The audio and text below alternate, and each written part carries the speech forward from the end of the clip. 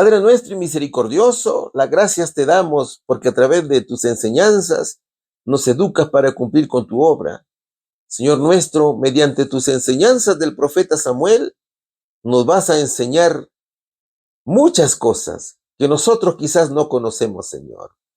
Nos vas a enseñar que cada uno de tus hijos tenemos una misión que cumplir y por eso te rogamos que nos abras la mente y el corazón para comprender tus mensajes.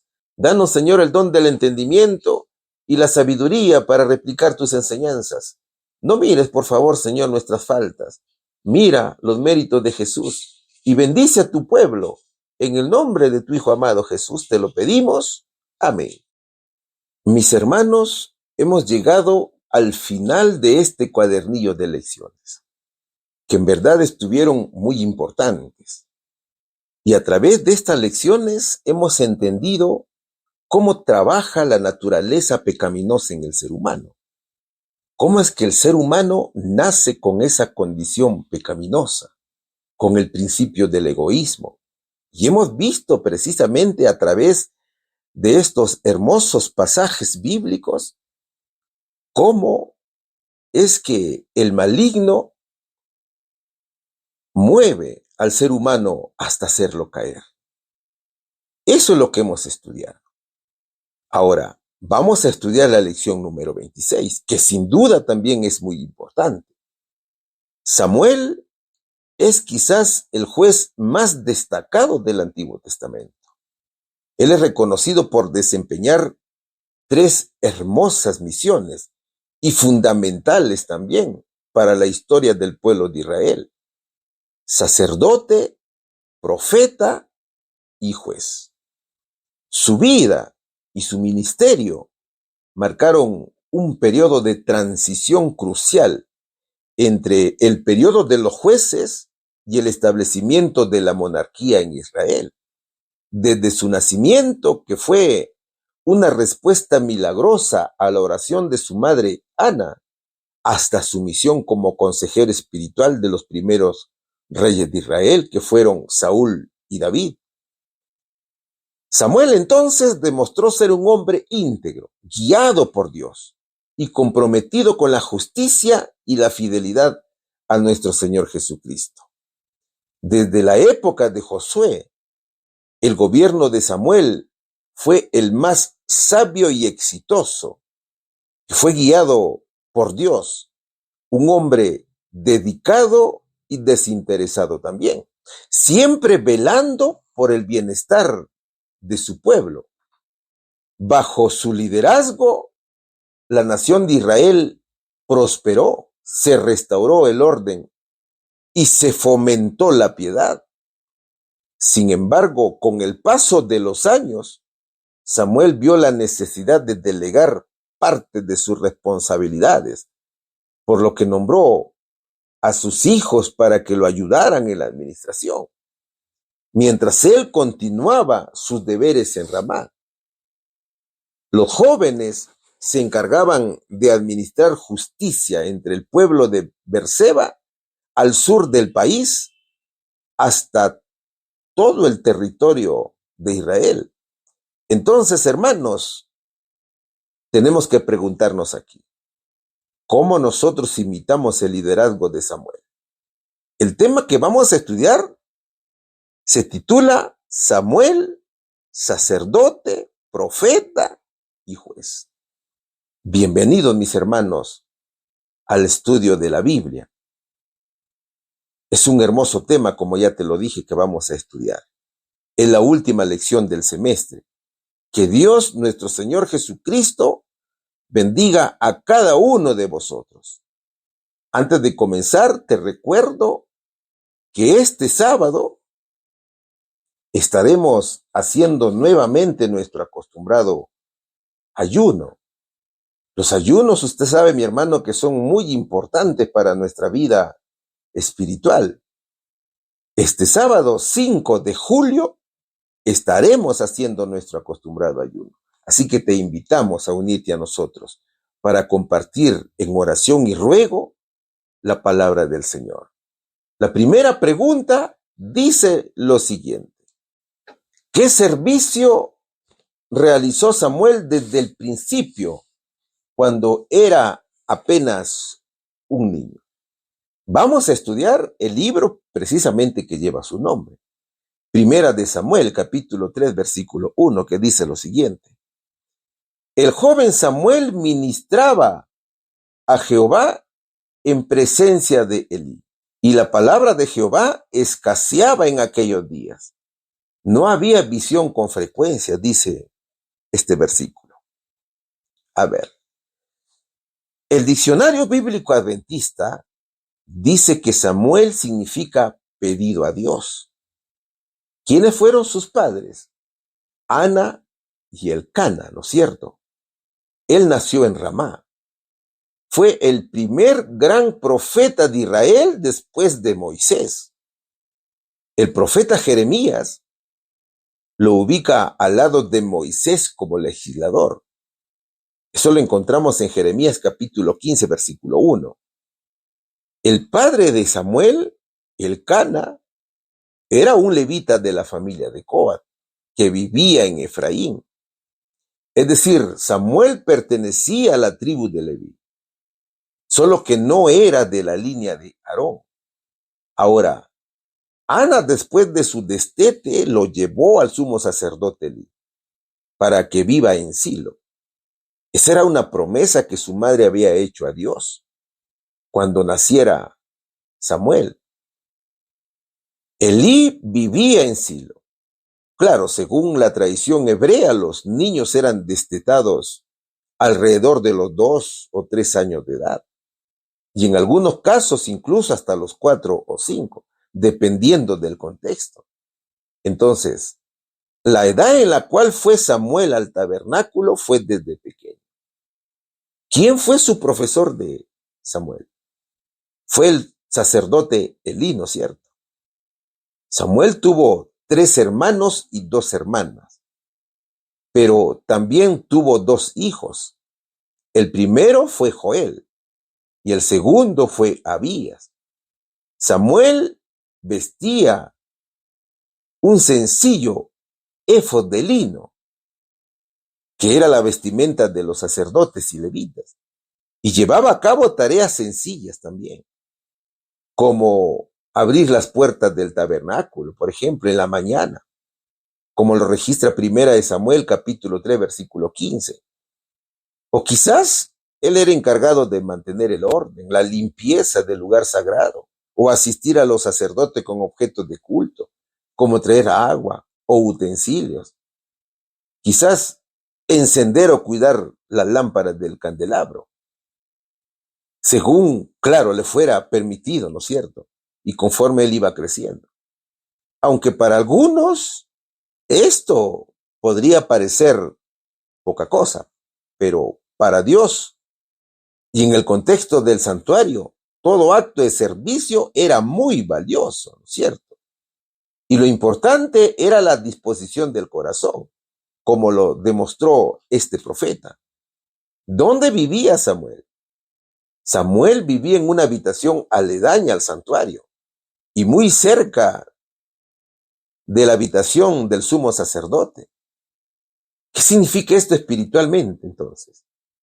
Espiritualmente significa que vivía una vida dedicada a Dios. Esta cercanía física al santuario representa que Samuel estaba consagrado al servicio de Dios desde su niñez. Su vida estaba literalmente centrada en la presencia de Dios.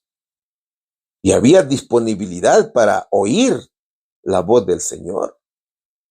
Cuando Dios llama a Samuel, él estaba durmiendo cerca del arca del pacto, dice la palabra de Dios. Estar cerca del santuario no solo lo posiciona físicamente cerca de la presencia de Dios, sino también espiritualmente, preparado para oír la voz del Señor. Ahora, según Flavio Josefo, Samuel aún era un niño de 12 años cuando el Señor le reveló el castigo que recibiría la casa de Elí por causa de la conducta profana de sus hijos. Israel lo reconoció como profeta cuando llegó a la adultez. Samuel hizo grandes reformas contra la idolatría. Por ejemplo, una de ellas fue la organización de 2 escuelas para profetas. La primera escuela se ubicaba en Ramá, donde vivía precisamente el profeta Samuel, y la otra en Kiriat Jearim, donde estaba el arca en aquel tiempo. Eso lo encontramos en Patriarcas y Profetas. El objetivo era contrarrestar la idolatría y la decadencia espiritual, enseñar la ley del Señor y preparar líderes para Israel. Entonces, ¿qué misión tenía este importante varón? Profeta, sacerdote y juez, ¿no es cierto? Era un símbolo de Jesús. Qué hermosa visión, hermanos. Como profeta, fue primer profeta, valga la redundancia, después de Moisés. Eso lo dice 1 Samuel capítulo 3, versículo 20. Él transmitía fielmente la palabra de Dios, era la voz de Dios. Como sacerdote, no era de la línea de Aarón, pero ministraba en el tabernáculo, intercedía y ofrecía sacrificios por el pueblo. Y como juez, fue el último juez de Israel, que gobernó y guió al pueblo. Ahora, Samuel fue el único siervo de Dios que desempeñó estas 3 funciones en la tierra. Profeta, sacerdote y juez, ¿no es cierto? Como ya te lo dije, era una figura tipológica de Jesús. Es decir, Samuel simboliza a Jesús en varios aspectos de su vida y ministerio, como lo registra Colosenses capítulo 2, versículo 17, en la cual dice que todo era sombra de lo que habría que venir. Y lo que habría de venir era nuestro Señor Jesucristo. Cristo fue el cumplimiento de todo lo predicado en el Antiguo Testamento. Jesús como profeta es el cumplimiento de la gran profecía anunciada por Moisés en Deuteronomio capítulo 18, versículo 18. Es la palabra viva. Como sacerdote es el sumo sacerdote eterno según el orden de Melquisedec. Él se ofreció a sí mismo como sacrificio. Y como juez, es el juez justo, es el juez eterno, que juzgará a vivos y muertos. Entonces, mire, hermano, Samuel revela su fidelidad en lo poco y la disposición a servir sin importar la edad o la magnitud del trabajo. Samuel es presentado entonces como un ejemplo de cómo incluso los más jóvenes pueden servir a Dios si lo hacen con sinceridad y entrega. Aquí te dejo, mis hermanos, la respuesta de la primera pregunta. ¿Qué servicio realizó Samuel desde el principio, cuando era apenas un niño? Samuel servía al Señor en presencia de Elí. Pregunta número 2. El subtítulo de la pregunta es llamado a ser profeta.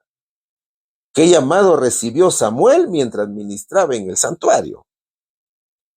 Primera de Samuel capítulo 3 versículos 4 al 5 y del 10 al 11 dice: Jehová llamó a Samuel y él respondió: heme aquí. Y corriendo luego a Elí dijo: heme aquí, ¿para qué me llamaste? Y Elí le dijo: yo no he llamado, vuelve y acuéstate. Y él se volvió y se acostó. Vino Jehová y se paró y llamó como las otras veces: Samuel, Samuel. Entonces Samuel dijo: habla, porque tu siervo oye. Y Jehová dijo a Samuel: he aquí haré yo una cosa en Israel, que a quien la oyere le retiñarán ambos oídos, dice el mensaje. Según Josefo, como ya te lo dije, Samuel era un niño de 12 años, cuando el Señor se comenzó a manifestar en su vida. Es decir, de manera temprana. Que Dios no espera que alguien sea perfecto o adulto para llamarlo, no. El Señor llama a sus hijos de manera temprana o desde su juventud, como a Samuel y Jeremías y también Timoteo, lo que registra la Biblia, ¿no es cierto? El llamado de Samuel es un símbolo poderoso de cómo Dios puede hablar de cómo Dios puede usar a alguien desde muy temprana edad. Y aquí encontramos un hermoso proverbio que dice: yo amo a los que me aman y me hallan los que temprano me buscan. Eso dice el libro de Proverbios capítulo 8, versículo 17. ¿Cuántas veces llamó Jehová a Samuel? Dios llamó a Samuel 4 veces esa noche. La primera vez, Jehová llamó a Samuel y él respondió: he aquí. Samuel pensó que era Elí quien lo llamaba, así que fue corriendo donde él. Es decir, significaba que Samuel no reconoce aún la voz de Dios, ¿no es cierto? Eso significa aquí. Está confundido Samuel. La segunda vez volvió a llamar otra vez a Samuel. Y de nuevo Samuel se levanta y corre hacia el sacerdote Elí. Pero el sumo sacerdote le dice: yo no te he llamado, hijo mío, vuelve y acuéstate. ¿Qué significa esta segunda vez? Significa que Dios es persistente en su llamado. Y la tercera vez, Jehová llamó a Samuel. Samuel ve una vez más donde Elí, pero aquí Elí se da cuenta que es Dios quien está llamando. Y a Samuel le dice: si te llama otra vez, di, habla Jehová, porque tu siervo oye. En la tercera vez, vemos la guía del sumo sacerdote Elí a Samuel para que escuche a Jehová.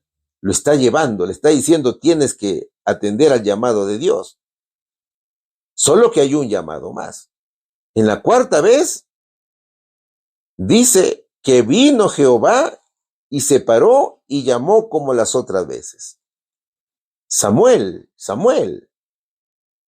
Esta vez Samuel ya sabía qué era lo que iba a decir, ¿no es cierto? Samuel responde como le enseñó Elí. El profeta dijo: habla porque tu siervo oye.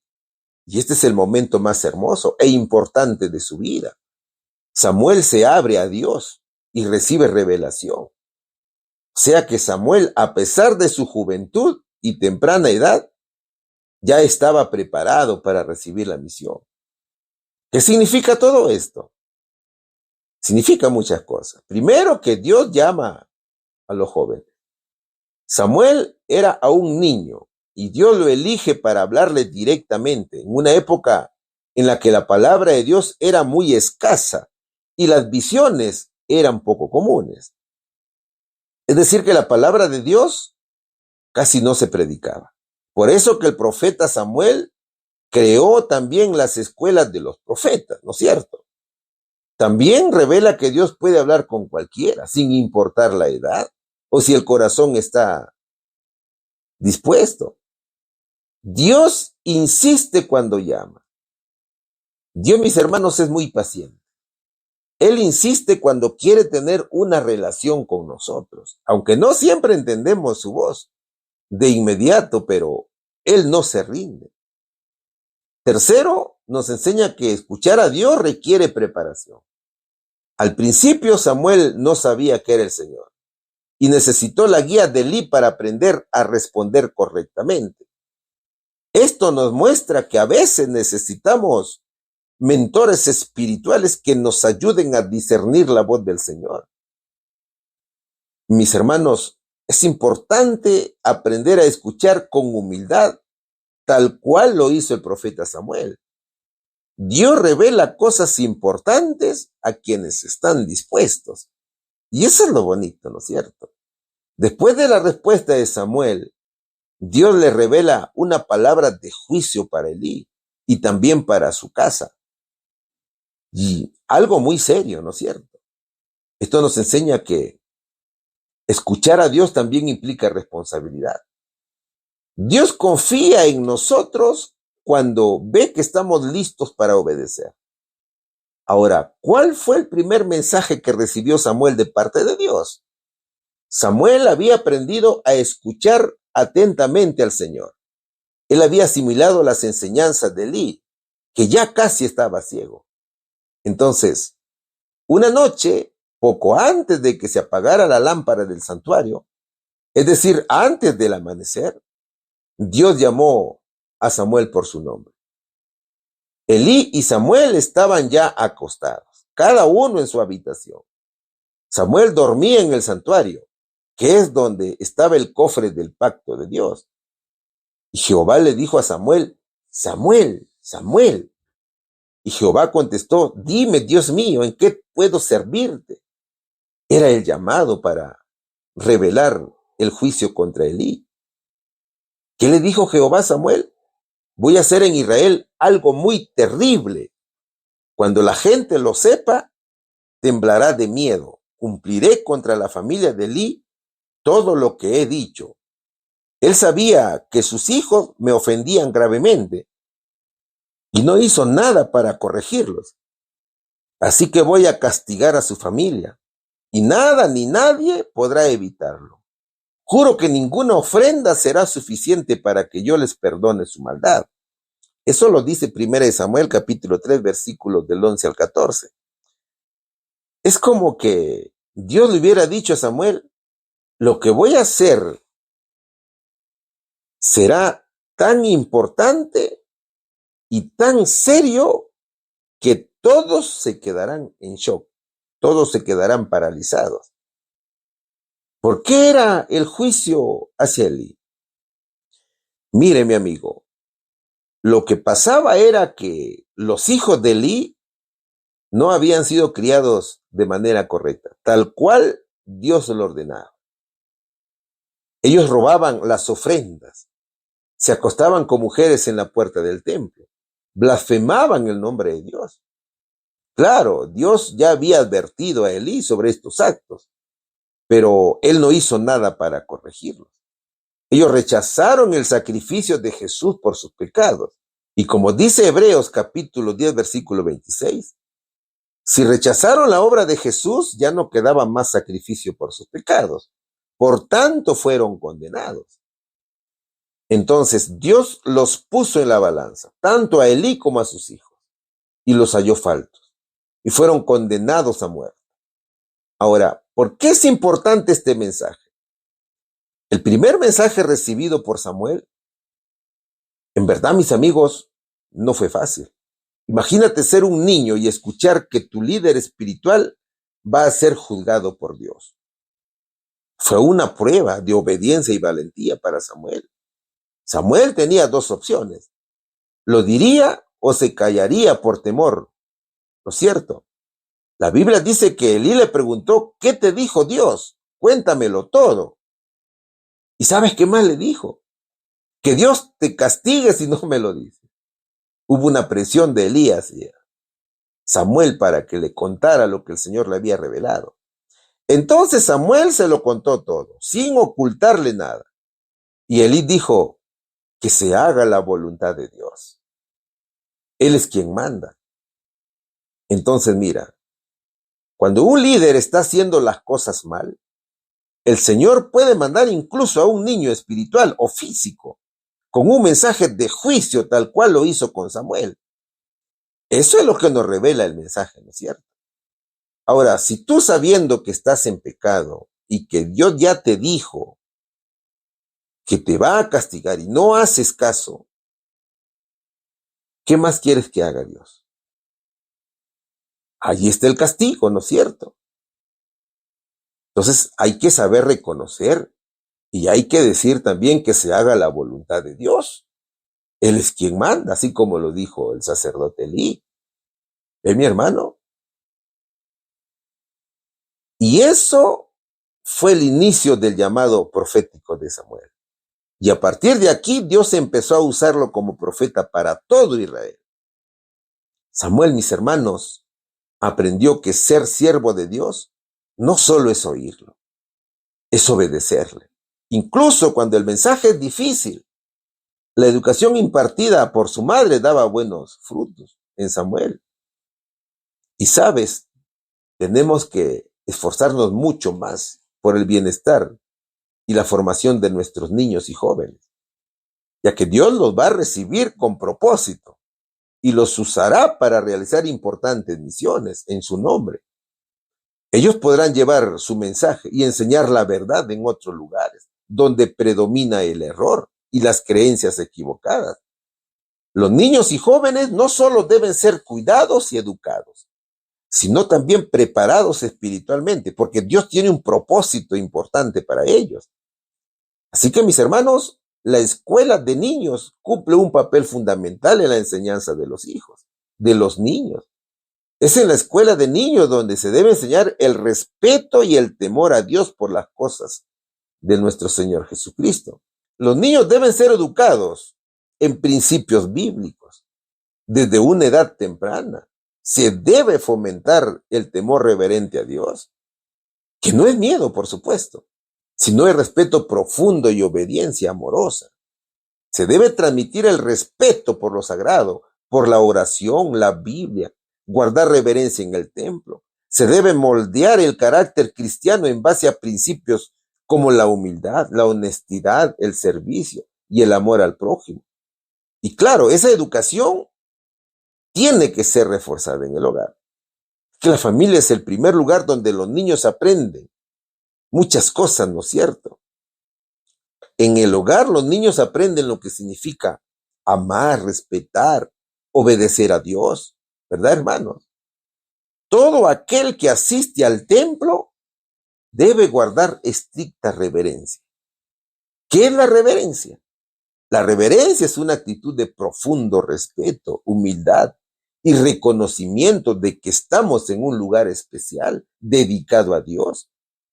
No es solamente estar callado, sino tener un corazón dispuesto a adorar, a escuchar y a comportarse con respeto. ¿Por qué es importante, mis hermanos, la reverencia en el templo entonces? Primero, porque el templo representa la presencia de Dios. Aunque sabemos que Dios está en todas partes, ¿no es cierto? Pero el templo es un lugar consagrado para adorarlo en comunidad. Tener reverencia muestra que entendemos la santidad del momento. En el templo hay muchos ángeles que están anotando todo lo que sucede en el sábado, por ejemplo. En la iglesia, ¿no es cierto, hermanos? ¿Qué más? Porque prepara el corazón.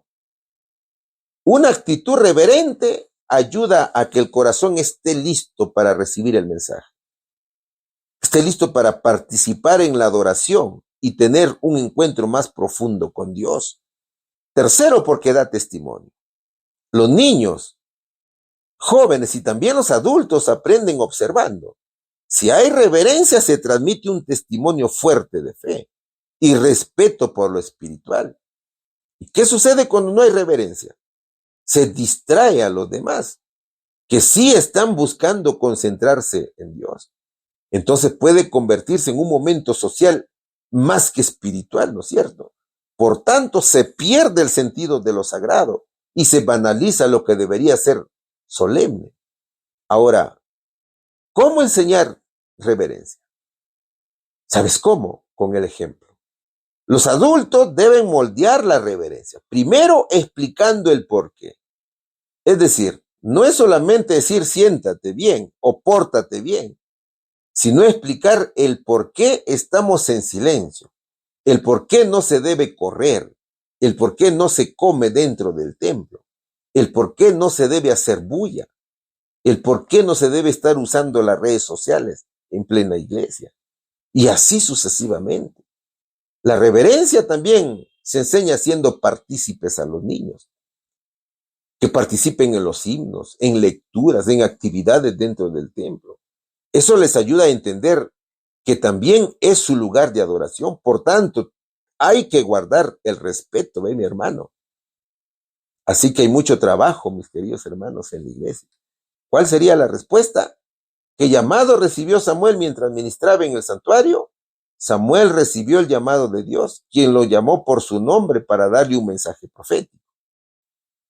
Pregunta número 3. Seguimos estudiando la lección número 26, la última de este semestre, cuyo título dice Samuel, sacerdote, profeta y juez. ¿Cuán ampliamente se sabía en Israel que Samuel era un profeta designado por el Señor? Seguimos estudiando 1 Samuel capítulo 3, versículo 20. Y todo Israel, desde Dan hasta Berseba, conoció que Samuel era fiel profeta de Jehová.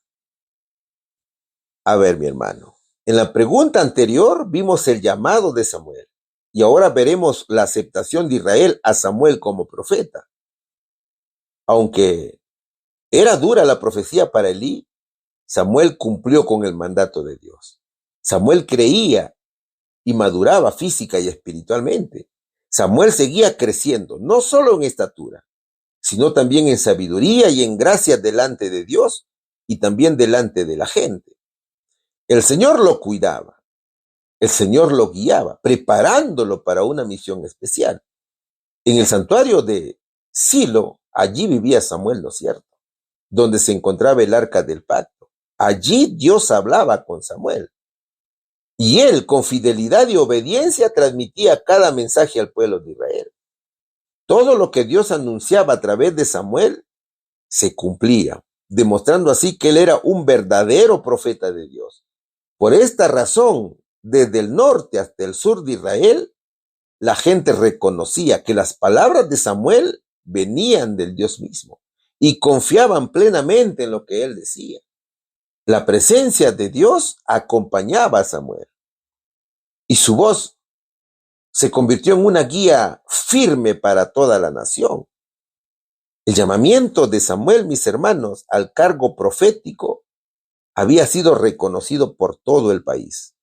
Él había dado muestras de fidelidad ante el Señor y su legitimidad fue aceptada por Israel. Es por eso que el versículo de 1 Samuel capítulo 3 versículo 20 dice: y todo Israel desde Dan hasta Berseba conoció que Samuel era fiel profeta de Jehová.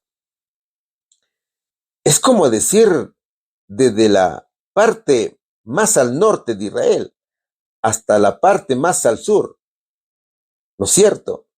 Samuel es el puente entre el tiempo de los jueces y el tiempo de la monarquía, donde los profetas como Natán, Elías y también Isaías influyeron espiritualmente en la nación de Israel. Samuel, como profeta fiel, era un portador del mensaje de Dios. Eso lo hacía una luz para el pueblo del Señor, guiándolos en tiempos donde la palabra de Dios era escasa, cumpliendo lo que dijo Jesús en Mateo capítulo 5 versículo 14. Ustedes son la luz del mundo, como una ciudad en lo alto de una colina que no puede esconderse. Era el profeta Samuel una luz. Así como una luz no se puede esconder, tampoco se puede ocultar la fidelidad y la verdad en la vida de un siervo de Dios, ¿no es cierto? Por eso todo Israel llegó a conocer a Samuel.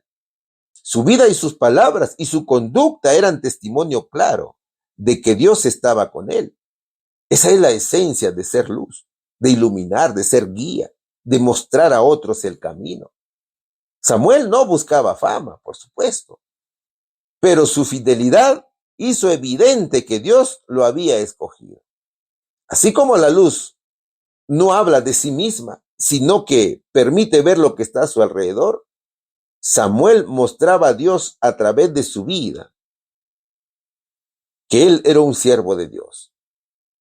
Por eso todo Israel lo reconoció y lo aceptó como el verdadero profeta de Dios. ¿Qué enseñanza deja Samuel aquí? Muchas, hermanos. Primero, sé fiel a Dios en lo pequeño y Él te usará en lo grande. Jamás debemos subestimar los pequeños actos de obediencia. Dios usa a quienes le son fieles, aún en lo que parece insignificante. Segundo, escucha, mi hermano, la voz de Dios y responde. Dios también nos habla hoy por su palabra, en la oración, por medio de otros creyentes.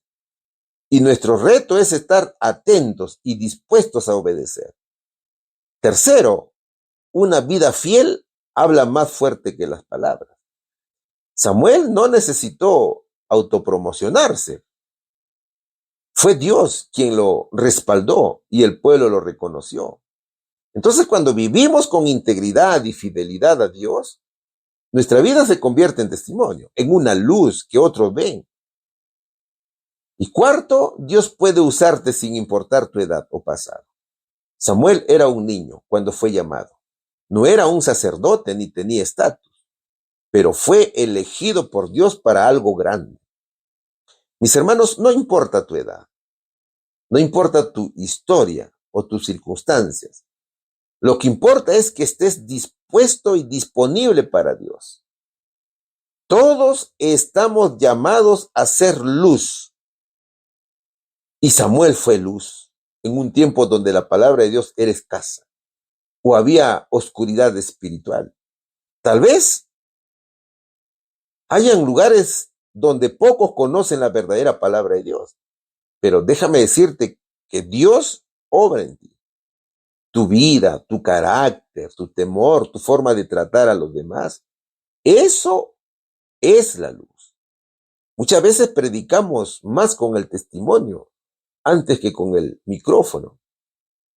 Así que oremos al Señor y digamos: Señor, he escuchado tu llamado, quiero ser tu siervo, aunque no sé aún dónde, cuándo o cómo, pero estoy dispuesto a servirte. Dime, Dios mío, ¿en qué puedo servirte? Úsame para hacer luz donde tú quieras enviarme. Eso debemos decir y pedir al Señor. Así que, mis hermanos, sigamos predicando la verdad de Cristo. Y en su nombre salvemos almas, porque esa es la misión que nuestro Señor nos ha dado, ¿no es cierto? ¿Cuál sería la respuesta? Cuán ampliamente se sabía en Israel que Samuel era un profeta designado por el Señor. La noticia de que Samuel era un profeta del Señor se conoció ampliamente en todo Israel, desde Dan hasta Beerseba. Seguimos estudiando la lección número 26. ¿Qué otro cargo ocupó Samuel durante toda su vida? ¿Qué significó esto año tras año? 1 Samuel capítulo 7, versículos del 15 al 17 dice: Y juzgó Samuel a Israel todo el tiempo que vivió, y todos los años iba y daba vuelta a Betel, a Gilgal y a Mizpa, y juzgaba a Israel en todos estos lugares. Después volvía a Ramá, porque allí estaba su casa, y allí juzgaba a Israel, y edificó un altar a Jehová. Además de profeta, fue sacerdote y juez, ¿no es cierto? Samuel tenía la responsabilidad de liderar y guiar al pueblo en asuntos tanto espirituales como civiles, actuando como un intermediario entre Dios y su pueblo, resolviendo disputas y dirigiendo al pueblo hacia la obediencia a la ley divina. El profeta Samuel era incansable en su misión. Todos los años Samuel visitaba las ciudades de Betel, de Gilgal y de Mizpa. Allí aconsejaba y dirigía a los israelitas y los ayudaba a resolver sus pleitos y problemas. Lo mismo hacía en Ramá, donde él vivía y donde había hecho un altar para adorar a Dios. Es por eso que el versículo dice: y juzgó Samuel a Israel todo el tiempo que vivió. ¿Qué significaba? Y todos los años iba y daba vuelta. Significaban varios eventos. Primero, significaba un liderazgo continuo y estable. La referencia que Samuel juzgaba a Israel todo el tiempo que vivió indica que su misión como líder fue constante. Y esto también refleja la necesidad de una dirección espiritual y moral a lo largo de los años para un pueblo que muchas veces caía en idolatría y el pecado. Segundo, significaba una presencia constante en varias ciudades clave. Al visitar lugares como Betel, como Gilgal y como Mizpa, Samuel ayudaba a mantener la unidad y la paz entre las tribus de Israel. Estas ciudades eran lugares clave de encuentro. Seguramente Samuel utilizaba estos puntos para mantener la cohesión y para juzgar las causas y asuntos del pueblo. Tercero, significaba el establecimiento de la adoración a Dios. A cada lugar que iba, Samuel no solamente cumplía la misión como juez, sino que también construía altares al Señor. Y esto significaba un llamado constante al pueblo a adorar y seguir la voluntad de Dios. Esto ayudaba a asegurar que la adoración y la obediencia al Señor estuvieran presentes durante su liderazgo. Y cuarto, significaba función de mediador entre Dios y el pueblo. Su rol como juez no solo implicaba decisiones sobre la ley humana, sino también un papel de mediación espiritual. guiando al pueblo hacia la reconciliación con Dios, especialmente en tiempos de apostasía. El recorrido de Samuel era Ramá, Betel, Gilgal, Mizpa y nuevamente Ramá. ¿Qué dicen los estudios?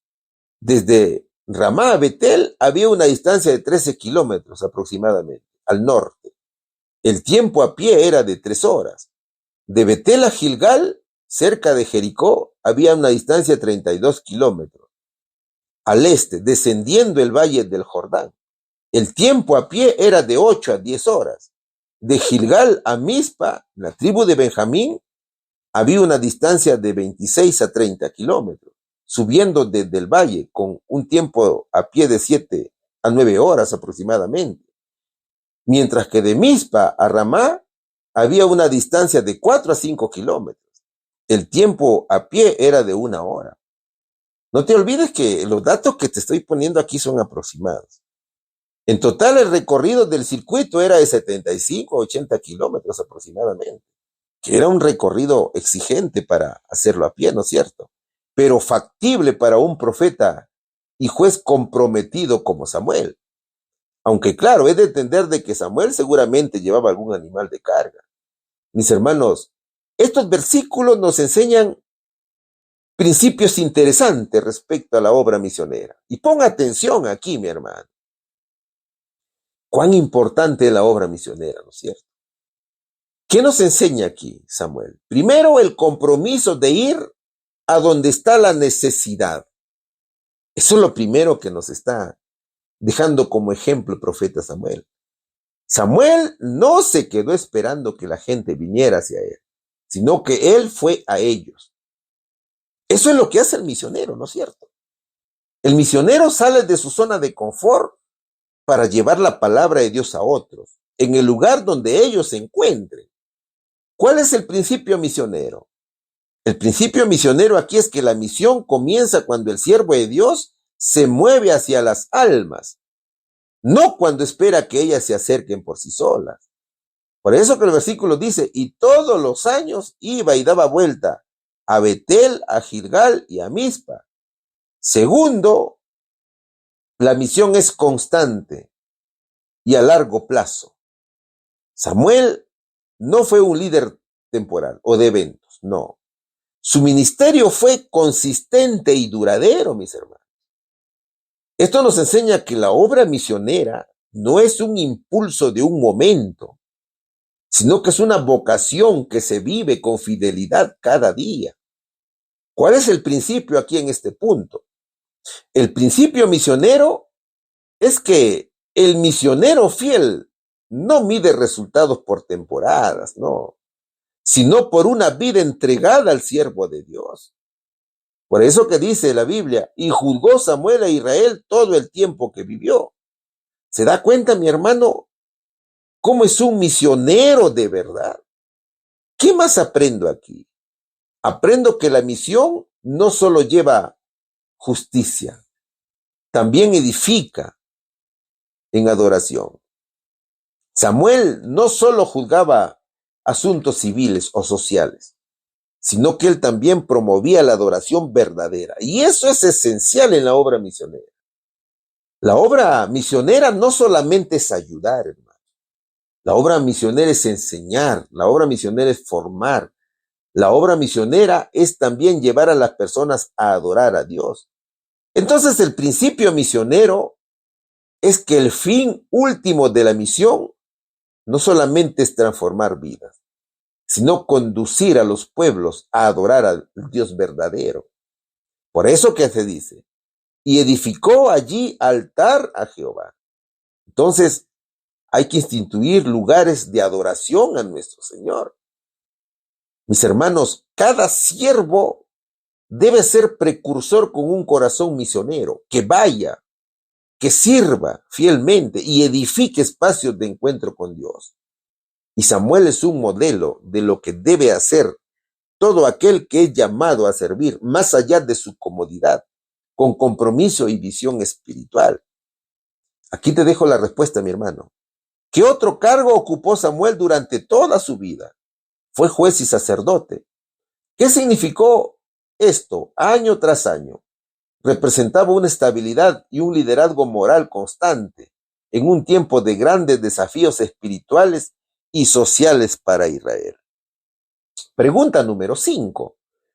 ¿A quién nombró juez Samuel cuando se hizo mayor y ya no podía realizar viajes largos? ¿Cuán fieles fueron?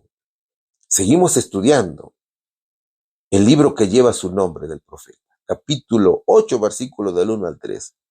Aconteció que habiendo Samuel envejecido, puso a sus hijos por jueces sobre Israel. Y el nombre de su hijo primogénito fue Joel, y el nombre del segundo Abías, y eran jueces en Berseba. Pero no anduvieron los hijos por los caminos de su padre, antes se volvieron tras la avaricia, dejándose sobornar y pervirtiendo el derecho. A ver, con el tiempo la vejez llega, ¿no es cierto? Pero llega acompañada de cansancio, de vulnerabilidad, de dependencia, ¿no es cierto? El débil cuerpo de Samuel ya no respondía como para caminar y visitar ciudades de Israel. A lo largo de su vida, Samuel había sido el principal líder espiritual y político del pueblo, guiándolos en tiempos difíciles.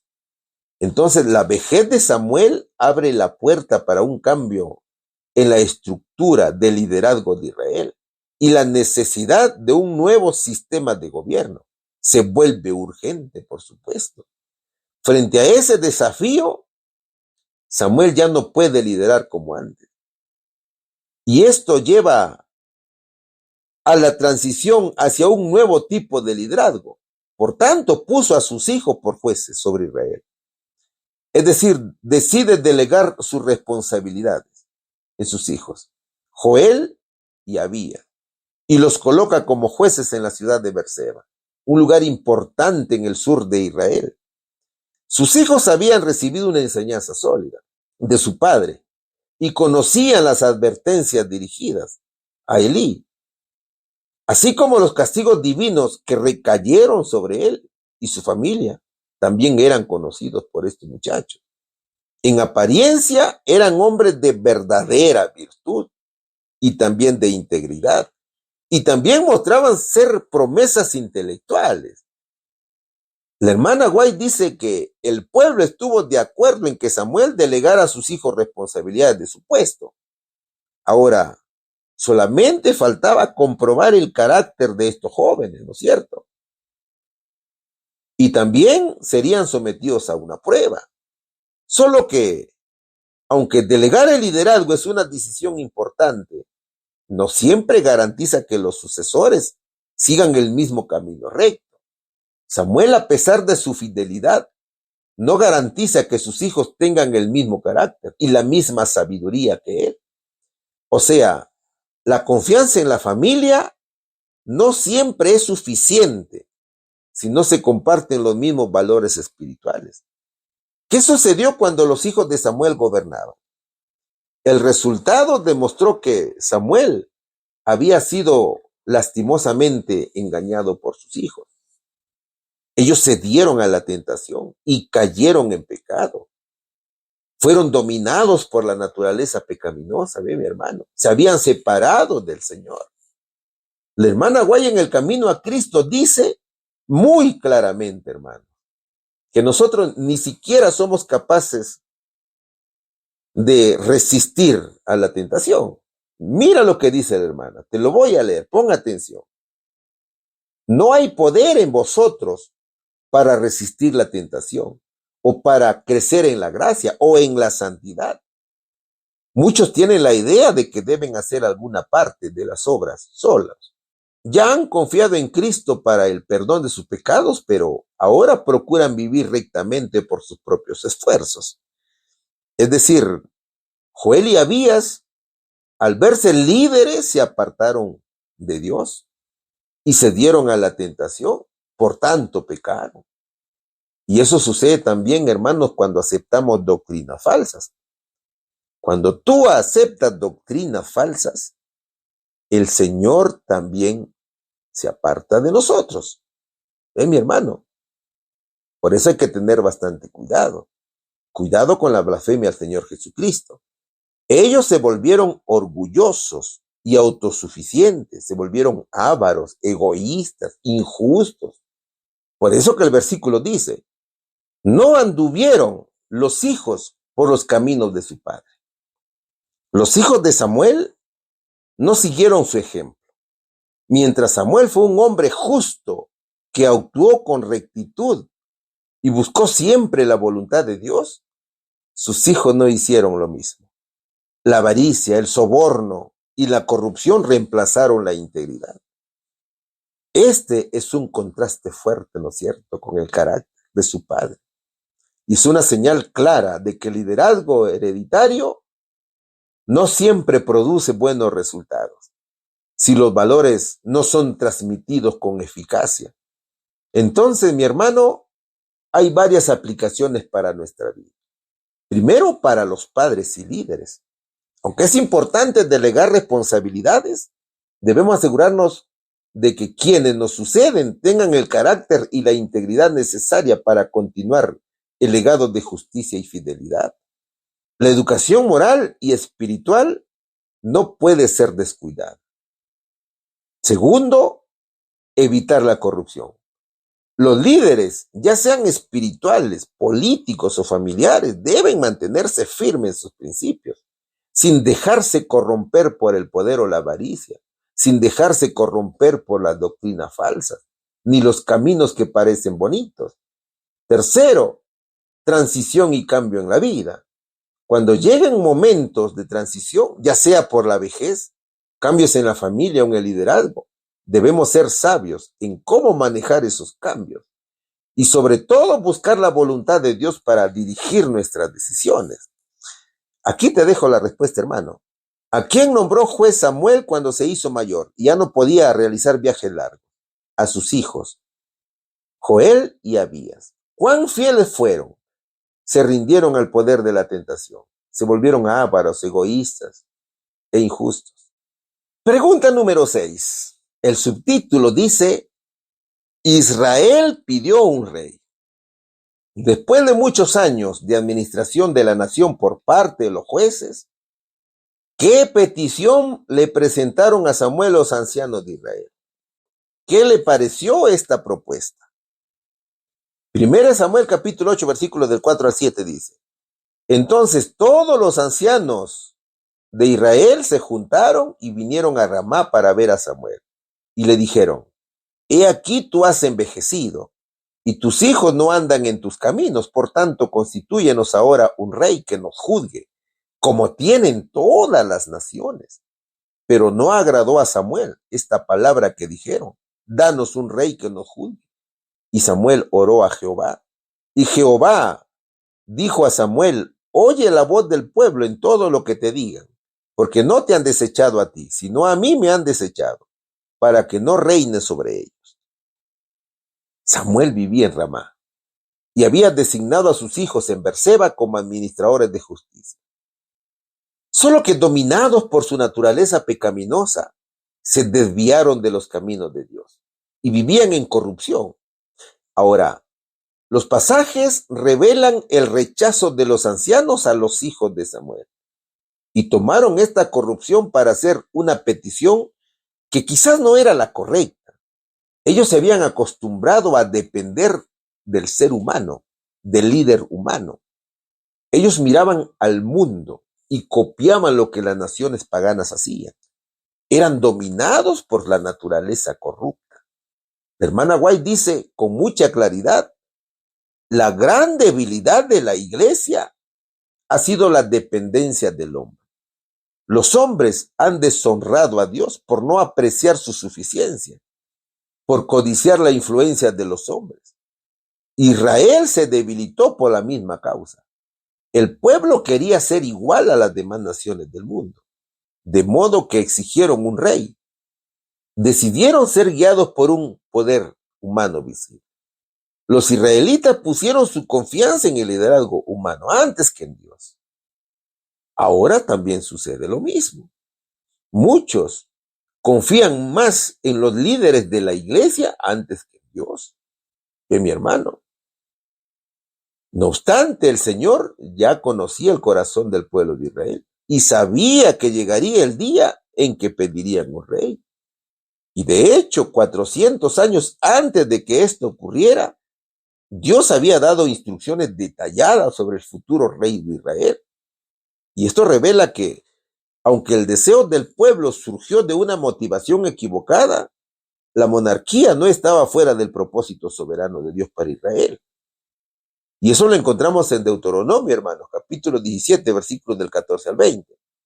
Entonces, el momento crucial en la historia de Israel, el cambio de un sistema de liderazgo teocrático, donde Dios era el rey y guiaba al pueblo a través de los jueces como Samuel, era inevitable. Y llegaría un sistema de monarquía humana. Los ancianos del pueblo estaban preocupados porque Samuel estaba viejo y sus hijos no eran justos.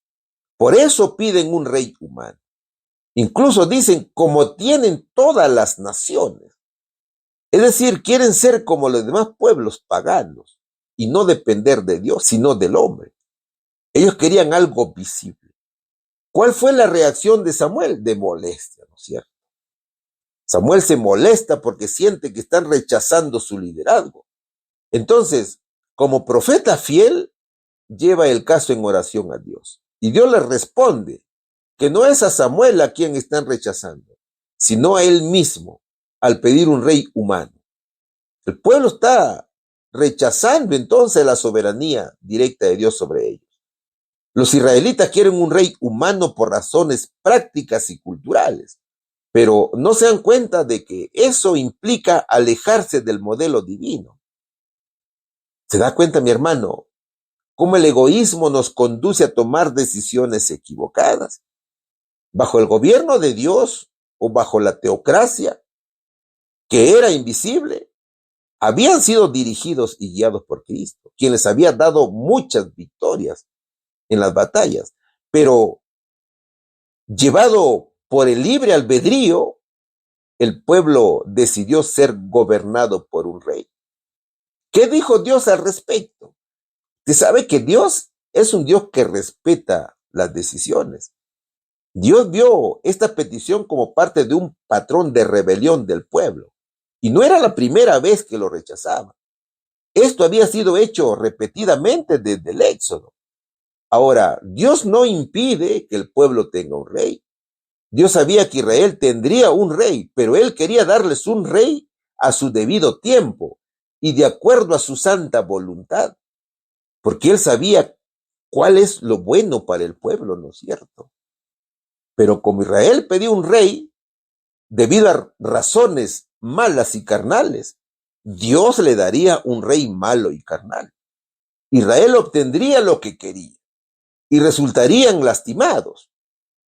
Por ello, Dios les advierte fuertemente sobre lo que esto significaba. El Señor le dijo a Samuel, dales el rey que piden, pero adviérteles todo lo que ese rey les dará. Es decir, un rey humano no será como Dios, sino que buscará su propio interés. ¿Qué advertencia les hizo Samuel? Samuel les dijo, hermanos, el rey impondrá duras cargas al pueblo, obligará a sus hijos a servir en el ejército y en trabajos forzados, y a sus hijas a preparar perfumes, comidas y postres. Les quitará sus tierras, les quitará sus cosechas, sus animales, sus esclavos para su beneficio propio y el de sus oficiales. Sus mejores jóvenes también serán llevados y los pondrá a su servicio. Finalmente el pueblo se convertirá en sus esclavos. Y cuando se arrepientan de haber pedido un rey, Dios no los escuchará. ¿Qué crees que dijeron los israelitas? ¿Será que hicieron caso a Samuel? No, no es cierto, no hicieron caso. Estaban duros de corazón. Aunque Samuel les advirtió a los israelitas todo esto, ellos no le hicieron caso. Al contrario, le dijeron, eso no nos importa, Samuel. Queremos tener un rey. Queremos ser como las otras naciones. Queremos un rey que nos gobierne y que salga con nosotros a la guerra. ¿Qué hizo Samuel entonces? El profeta escuchó todo lo que le dijeron los israelitas y eso mismo se lo repitió al Señor. Entonces Cristo dijo, hazles caso y dales un rey. Hay varias razones por las cuales querían un rey. Primero, querían ser como las demás naciones. Imitaron, mis hermanos, el sistema político de los pueblos vecinos. ¿Qué más hicieron? Rechazaron el liderazgo de los jueces. Los hijos de Samuel eran corruptos. ¿Qué más hicieron aquí? Deseaban un líder militar. Ellos rechazaron a Dios como su rey. Ahora, había necesidad de orden y unidad. Para ellos había desorden sin un rey. Y también habían las influencias de las culturas paganas. Ellos adoptaron costumbres de otras naciones. Además de estas razones, los israelitas se corrompieron espiritualmente. Ellos imitaron religiones extranjeras. No te olvides que ellos habían adoptado ídolos y también habían adoptado cultos a dioses paganos. Ellos habían rompido el pacto con Dios, o sea que transgredieron los mandamientos de la ley de Dios. Y algunos de los reyes fomentaron la idolatría. Algunos reyes instalaron ídolos, ¿no es cierto? La idolatría entonces era constante del pueblo. Por la idolatría, Dios se apartó del pueblo. Y todo esto los llevó al castigo divino, tanto a Israel como a Judá, que fueron llevados cautivos. Entonces, mi hermano, este ejemplo nos revela que mientras vivimos agarrados de la mano de nuestro Señor Jesucristo, la naturaleza pecaminosa está en jaque, está dominada por el Espíritu Santo. Pero cuando nos descuidamos por pensar en nuestra suficiencia propia, la naturaleza pecaminosa obra en el ser humano y lo lleva a la rebelión contra Dios. Así que estas lecciones nos demuestran que nacemos con naturaleza pecaminosa, ¿no es cierto? Nacemos en pecado. Por eso que el rey David decía, ¿no es cierto? En maldad he sido formado y en pecado me concibió mi madre. Mi hermano. Solo Jesús, nuestro Señor Jesucristo, nació santo, perfecto, puro, sin naturaleza pecaminosa. Y es por eso que él también decía que Satanás no tenía nada en él. ¿Se da cuenta? Entonces, hermanos, estamos aprendiendo una bonita lección. Vamos a la respuesta. Después de muchos años de administración de la nación por parte de los jueces, ¿qué petición le presentaron a Samuel los ancianos de Israel? Pidieron a Samuel que les designara un rey que los gobernara como todas las naciones. ¿Qué le pareció esta propuesta? No le agradó la propuesta, porque el pueblo estaba rechazando a Dios como su rey. Pregunta número 7. Hemos llegado al final de la lección, mi hermano, cuyo título dice Samuel, sacerdote, profeta y juez. Aunque una monarquía no era conforme al ideal de Dios, ¿cómo cumplió Samuel su mandato? 1 Samuel capítulo 9, versículos 15 al 16 y capítulo 10, versículo 1 dice: Y un día antes que Samuel viniese, Jehová había revelado al oído de Samuel diciendo: Mañana a esta misma hora yo enviaré a ti un varón de la tierra de Benjamín, al cual ungirás por príncipe sobre mi pueblo Israel, y salvará a mi pueblo de manos de los filisteos, porque yo he mirado mi pueblo, por cuanto su clamor ha llegado hasta mí. Entonces Samuel tomó una copa de aceite y la derramó sobre su cabeza, y lo besó y dijo: ¿No es porque Jehová te ha ungido por príncipe sobre su heredad? Eso dice la palabra de Dios. Ellos querían un rey, ¿no es cierto? Y ese pedido se cumpliría. Israel conocía cuáles serían las consecuencias de contar con un gobierno humano. Pero a pesar de ello, Israel no obedeció, sino que se entercó y exigió un rey. Aunque claro, había diferencias entre un juez y un rey. Los jueces eran líderes temporales elegidos por Dios para momentos especiales. Dios mismo era el verdadero rey. Era libertador y guía espiritual. El gobierno durante los jueces era la teocracia. mientras que los reyes eran gobernantes humanos permanentes por herencias, con más poder, pero también con más riesgo de abuso. Era gobernante político y militar. El rey debía someterse a Dios, aunque no siempre lo hacía. Entonces, los israelitas pensaron que sería más honroso para ellos que las otras naciones dijeran, uy, los hebreos tienen rey. ¿Quién fue el primer rey?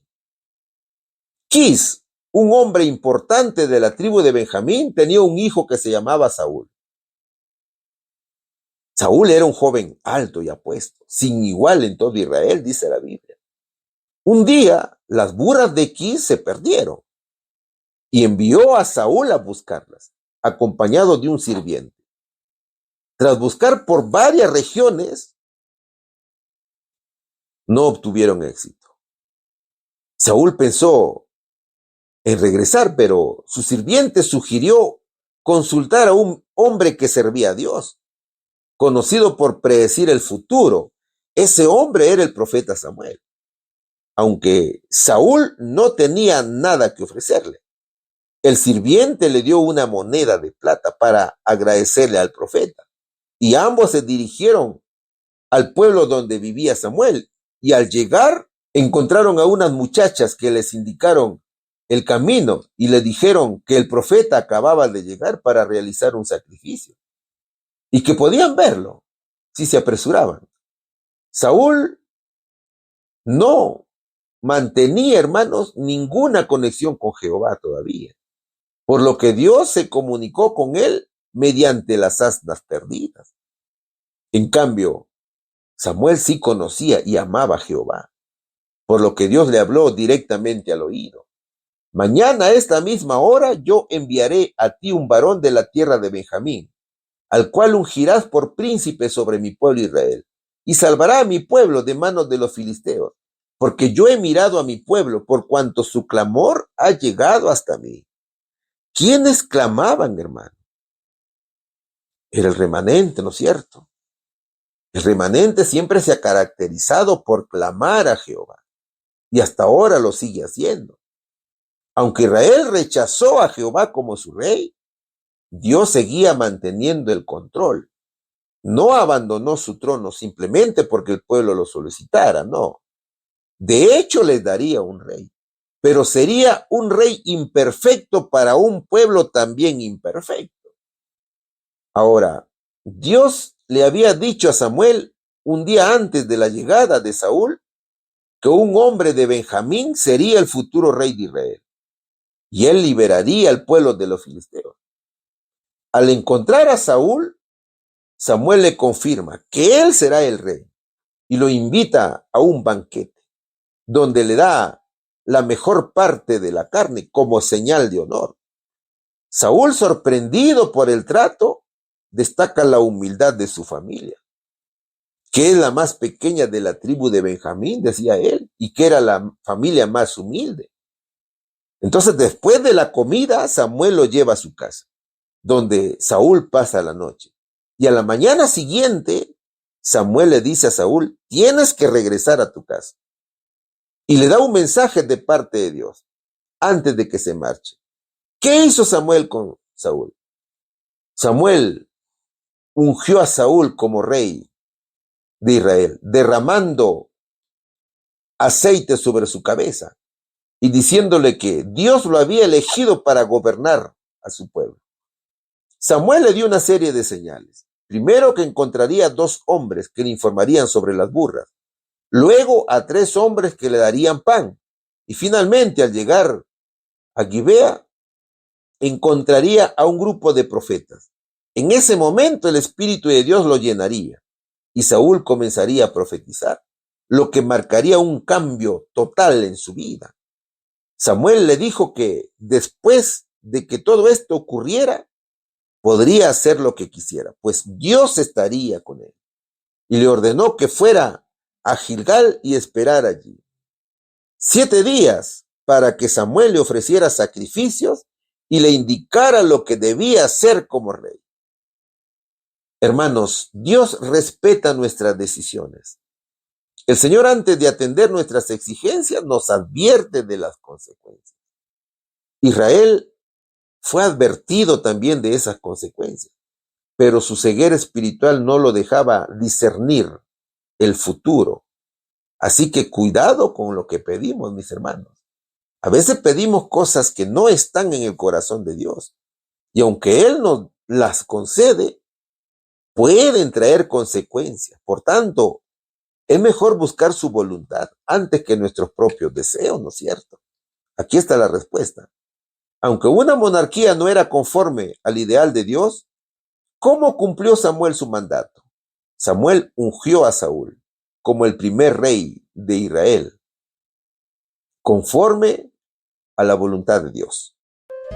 A ver, Samuel fue un niño entregado a Dios por su madre Ana en respuesta a una oración ferviente, y desde pequeño sirvió en el tabernáculo bajo la tutela del sacerdote Elí. A una edad temprana, Dios lo llamó directamente, marcando el inicio de su ministerio profético. Dios puede hablar, mis hermanos, y usar a personas desde temprana edad. Y los padres y líderes deben cultivar el llamado espiritual en los jóvenes. Ahora, Samuel vivió en una época de decadencia espiritual, donde incluso los líderes religiosos eran corruptos, como los hijos de Elí, por ejemplo.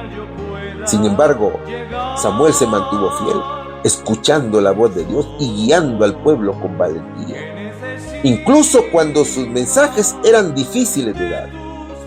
Hermanos míos, ser fiel a la palabra de Dios requiere valentía, especialmente cuando va contra la cultura o incluso contra líderes establecidos. El profeta Samuel, como último juez de Israel, lideró al pueblo de Dios con integridad y justicia. Él viajaba por diferentes ciudades para atender las causas del pueblo y no se aprovechaba de su posición. Su vida entonces fue un ejemplo de servicio desinteresado, y es ejemplo de liderazgo verdadero, que no busca beneficio personal, sino el bienestar de los demás. La justicia y la integridad son esenciales para todo líder, ¿verdad, hermanos? Solo que cuando envejeció Samuel, el pueblo pidió un rey para ser como las demás naciones. Aunque esto entristeció a Samuel, Dios le indicó que obedeciera, porque era a él a quien estaban rechazando. Entonces Samuel ungió a Saúl como rey, marcando el inicio de una nueva etapa en la historia de Israel. Y esto nos enseña que a veces Dios permite decisiones del pueblo que no son su ideal, pero aún así cumple sus propósitos. Entonces, mis hermanos, la misión del siervo de Dios es obedecer y seguir guiando con fidelidad. Samuel, a lo largo de su vida, fue sacerdote, profeta y juez, aunque sus hijos no siguieron sus caminos. Su legado como hombre de Dios quedó marcado en la historia. Su vida demostró que una sola persona fiel puede tener un impacto duradero en una nación, mi hermano. Una vida consagrada a Dios, aunque con limitaciones humanas, puede dejar huellas profundas. Lo importante entonces no es el cargo que se tenga, sino la obediencia diaria al llamado de Dios y la misión de predicar el Evangelio. Que la paz de Dios esté siempre con cada uno de vosotros. Que Dios los bendiga, mis hermanos, en el nombre de Jesús. Amén. Vamos a orar. Padre nuestro, agradecemos por tu paciencia para con tus hijos y permite que todo lo aprendido sea puesto en práctica para continuar con tu obra. Gracias, oh Dios, por tu misericordia. Confiamos solamente en los méritos de Jesús, tu gracia y tus promesas. Y si es tu voluntad, permite que nos reunamos nuevamente el próximo sábado. En el nombre de Jesús te lo rogamos. Amén.